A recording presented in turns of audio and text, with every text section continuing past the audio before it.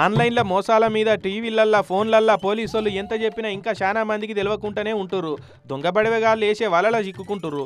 ఈ నడుమ మీ మీద కేసు అయింది, దాంట్లో మీ పేరు తీయాలంటే పైసలు కావాలి, మిమ్మల్ని ఆన్లైన్లోనే అరెస్ట్ చేస్తున్నాం, ఎటు పోవద్దనుకుంటా మత్పరిచ్చి భయపెట్టి దొంగతాషిడిగాళ్ళు ఫోన్లు చేసి బెదిరిస్తున్నారు కదా. ఇక బుగులు పడ్డోళ్ళేమో మా మీద కేసు కావద్దన్న భయానికి వాళ్ళు అడిగినంత అప్పచెప్తున్నారు. అకౌంట్లంతా వానికి అప్పచెప్పి ఉడుసుకపోయేటట్టు చేసుకుంటున్నారు. గట్లనే కాకినాడ ప్రతాప్ నగర్లుండే విశ్వనాథం అనే పెద్ద మనిషికి కూడా నిన్న సైబర్ దొంగలు ఫోన్ చేసిరట. మీ పేరు విశ్వనాథమే కదా, మీ మీద కేసు అయింది, మేము నిన్ను డిజిటల్ అరెస్ట్ చేస్తున్నాం, ఎటనా కదిలితే మంచిగా ఉండదని భయపెట్టించారట. మరి నేను ఏం చేయాలి సారు అని ఈయన భయపడ అంటే, మీరు ఈ కేసులకెళ్ళి బయటపడాలంటే కొంత ఖర్చు అవుతుంది, ఆ పైసలు మాకు ఇస్తే నిన్ను కేసులకెళ్ళి తప్పిస్తామని మత్పరిచ్చారట. పెద్ద మనిషి నిజమే అనుకున్నాడు. నీ అకౌంట్లో ఎంత ఉన్నాయంటే 1,20,00,000 అని చెప్పిండట. ఇక అవన్నీ వంపు అంటే మార ఆలోచన లేకుండా గజగజ వనుక్కుంటా 1,20,00,000 పంపేందుకు సిద్ధమైందట ఈ పెద్ద మనిషి.